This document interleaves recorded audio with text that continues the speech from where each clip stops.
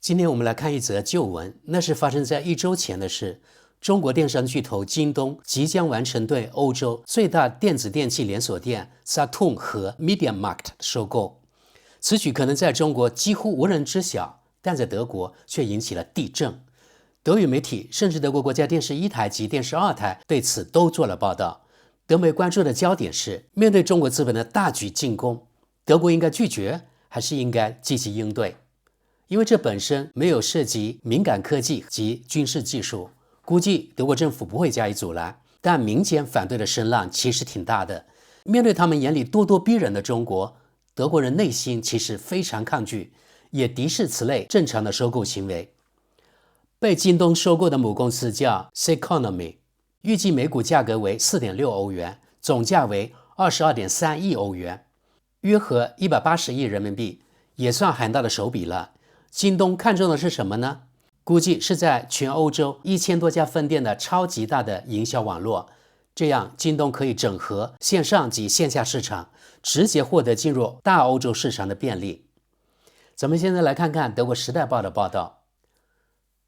Ceconomy 收购案，中国互联网巨头京东有意收购 MediaMarkt 和 Saturn。电子零售商 MediaMarkt 和 Saturn 的母公司未来或将由京东控股多数股权，现有门店和员工将暂时保留。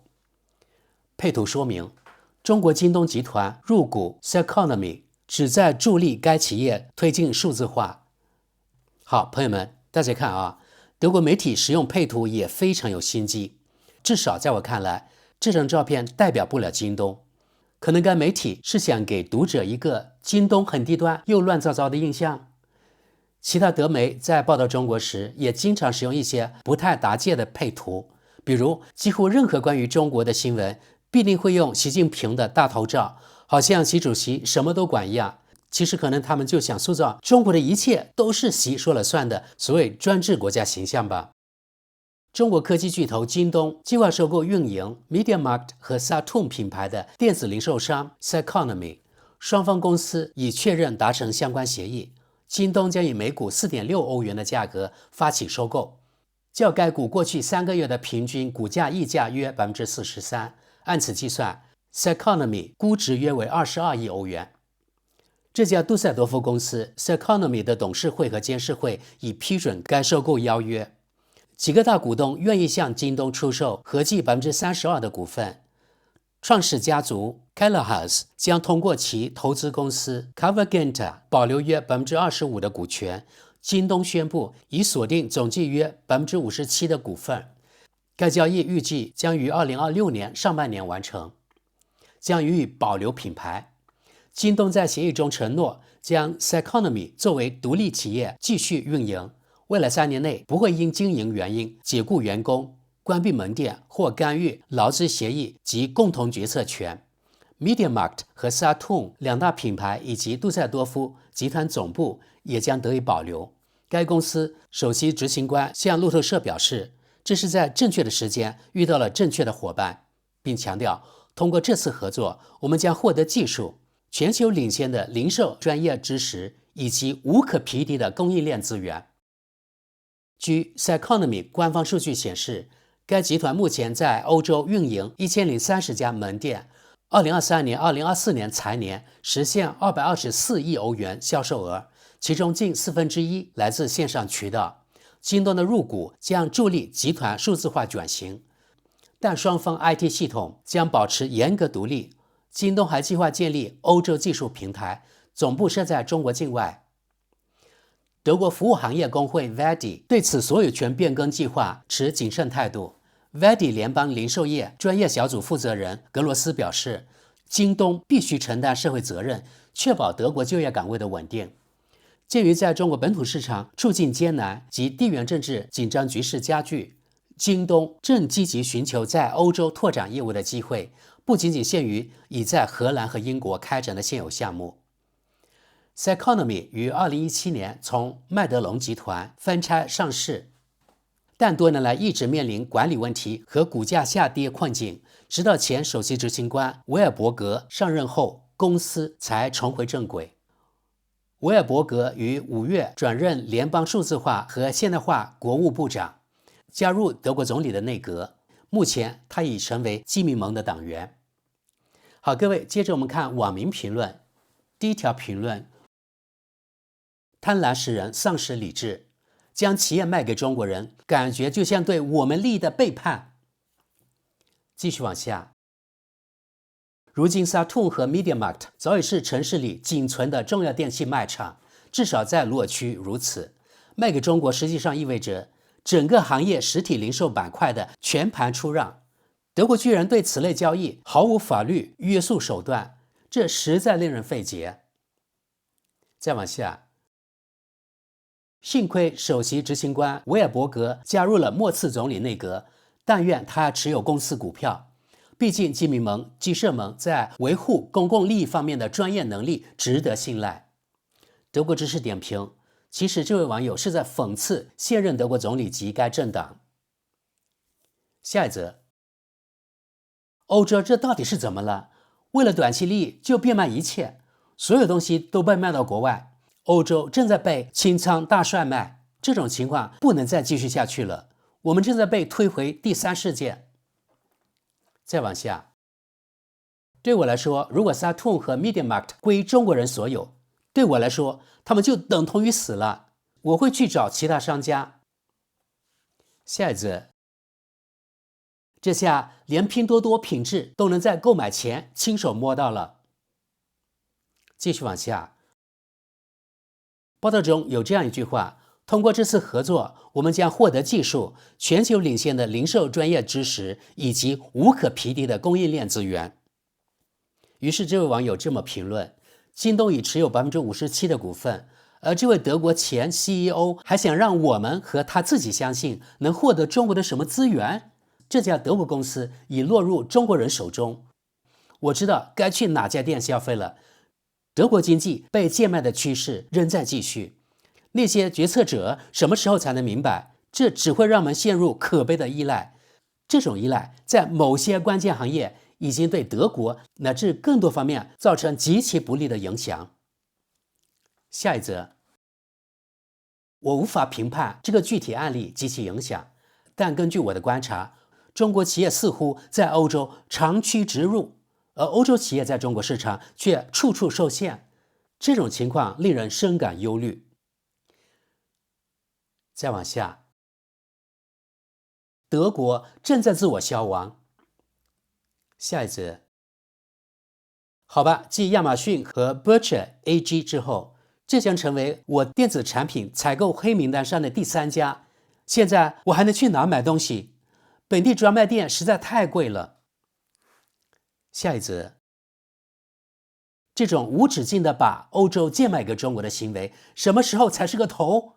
为什么就没有人来制止呢？继续往下，看来下一代人对德国经济趣味完全失去了兴趣，现在套现走人，移民奥地利算了，5年后就只剩网店，员工所剩无几，地产高价抛售，亚马逊玩得转的套路，京东照样能成功。再不用跟德国工会、劳动法和左派社会浪漫主义周旋了。网店运营大可从中国或东欧廉价劳动力国家远程操控，到时候配送中心还能留在德国，我们就该偷笑了。政客们还需多少警钟？福利国家首先需要的是健康经济，毕竟羊毛出在羊身上。可惜现在本末倒置，先撒钱再哭穷，活像东德最后几年，对不可避免的结局长期装瞎，但可没人会收留我们啊。再往下，我问一句，德国企业能收购中国企业吗？下一则，很好，那我也不再在 Saturn 和 MediaMarkt 买东西了。继亚马逊之后，这是我第2个要抵制消费的品牌。如果很多人都这么想，减少消费反而更有利于社会的持续发展，因为很快我们就没地方可以购物了，要么给专制政权送钱，要么养肥大资本家。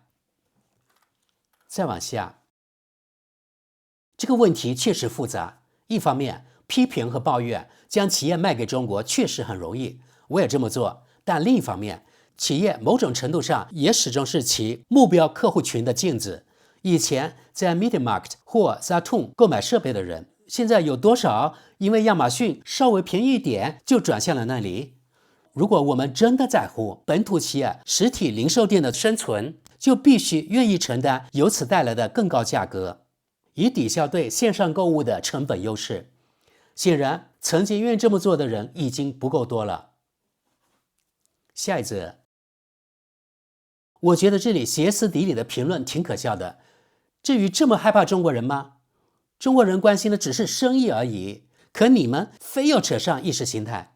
说真的，大伙儿冷静点，这种无休止的中国黑只会轻视你们的判断力，让偏见和宣传刻意塑造的刻板印象愈演愈烈。历史教训还不够深刻吗？下一则，人们逐渐意识到，德国经济正在缓慢而持续地遭受轻视，越来越多的企业被中国渗透或直接收购。反观中国，外资企业根本无法收购本土企业，想在华设立分支机构，必须引入中方合作伙伴，并共享核心技术。这个人口20倍于德国， GDP 已达德国6到7倍的国家，正凭借习近平思想赋予的全球布局能力，巧妙运用经济军事双重手段推行其利益，同时确保在关键资源和产业链上完全自主。这种战略态势令人深思。继续往下，这简直是为搭载廉价监听设备的中国企业大开欧洲市场之门，堪称卖国典范。我宁可选择 Mind Factory 这些本土电商。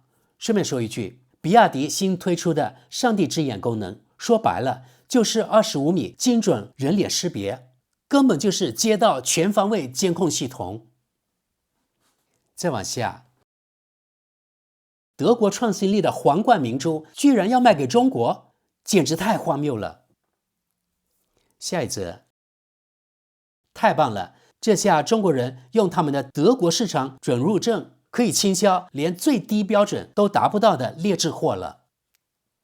继续往下，在巴登符腾堡州， Saturn 和 MediaMarkt 几乎形成垄断，因此从公共利益出发，这些企业绝不该卖给外国，更不该卖给中国，否则很快我们就只能买到中国技术产品了。德国国家应该阻止这种交易。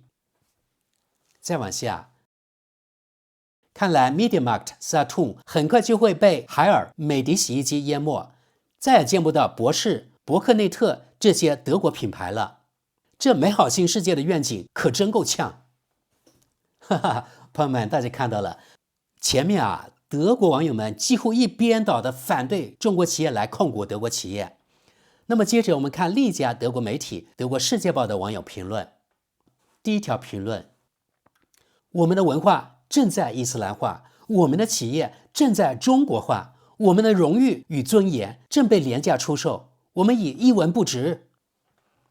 继续往下，中国用不对称贸易条件摧毁了德国大部分工业，收购或参股了众多工业巨头，这还不够吗？现在连领先的专业零售商也要收入囊中，德国政府必须立即以对等手段反击，否则最迟到2040年，德国和欧洲将全面崩溃。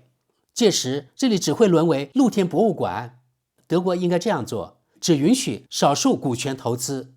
第二，禁止购买土地。第三，对华进口关税逐步快速提升到30%。政府和工业界对这种行径已经袖手旁观了整整25年。再往下，讽刺的是，如果外资企业在中国尝试类似收购，中国政府肯定会出面阻止。但在欧盟，保护主义就成了坏事，道德姿态最重要。不过无所谓了，事实已经如此，我们自己的政府里坐着的全是敌人。下一则， MediaMarkt 和 Saturn 或许是德国的一种象征，但归根结底，它只不过是一家零售商，除了销售其他品牌商品外，现在也已经从中国低价采购大量商品，然后高价转售。除了物流和销售渠道外，这里并不存在什么生产商的核心技术，因此这完全无法与库卡等企业相提并论。唯一令人不快的是，中国政府绝不会允许外资企业收购中国领先的电子零售连锁企业。再往下，曾经备受尊敬的工业强国德国，如今不过是印度、中国和美国的销售市场罢了。我生活在亚洲，现在能不说来历，就绝不再提我自己来自德国，实在懒得回答那些关于德国怎么了的愚蠢问题。德国之士点评，由于德国媒体很少负面报道印度，一般都会说印度可能很快取代中国，加上他们认为印度是民主国家，因此德国人也可能整个西方人都差不多，会认为印度与中国至少经济实力相当，但日常生活中除了大米和某些香料外，德国根本就没有什么印度品牌及印度产品，所以这位网友说德国是印度的销售市场是完全错误的。再往下，作为美日与中国有业务往来的企业家，我必须警告，这种不可逆的发展趋势，其根源可追溯到数十年前。政界要么视而不见，要么根本无力预见这些后果。我本人正遭遇中国企业的商标侵权，如今欧洲，特别是德国，已有大量由中国运营面向中国市场的物流中心，但这些帮手却无需为仓储侵权商品承担法律责任。联邦最高法院判决，向中国发律师函毫无意义，连司法保护都已失效，这些中国企业完全不受约束，为所欲为。下一则，这话可能听着刺耳，以前是德国商店卖中国电子产品，以后不过是换成中国商店卖中国电子产品，本质上没多大区别。咱们看最后一条评论，在美国，这类对华出售案很快就会被禁止，房地产和土地交易也不例外。中国对欧洲和我们可没有什么善意。顺便说一句，在中国可找不到什么宽容让步这回事。好的，朋友们，本期节目就到这里吧。德国网民的评论大概就是这样了。大家想想看，如果是美国人或者日本人来收购，特别是美国人，那么德国人他们屁都不会放一个。但现在是中国企业来收购，就各种酸言酸语，各种阴谋论，其实还是有一些仇华情节以及心有不甘。毕竟以前那个在他们眼里的叫花子，怎么可能突然有实力收购我富二代呢？另外，他们的一些指控是可笑又罔顾事实的。我们可以看看国内中国企业被外国企业吞并的不要太多，比如国内那些知名的洗衣粉洗发水等等品牌，还有一些化妆品，现在都在外资手里。外国企业在中国完全可以独资，根本不再需要成立合资企业了。但德国媒体还是一如既往的宣传，外资企业想进入中国市场必须合资，以及交出相关的专业技术。不过话说回来，以市场换技术在哪里都一样。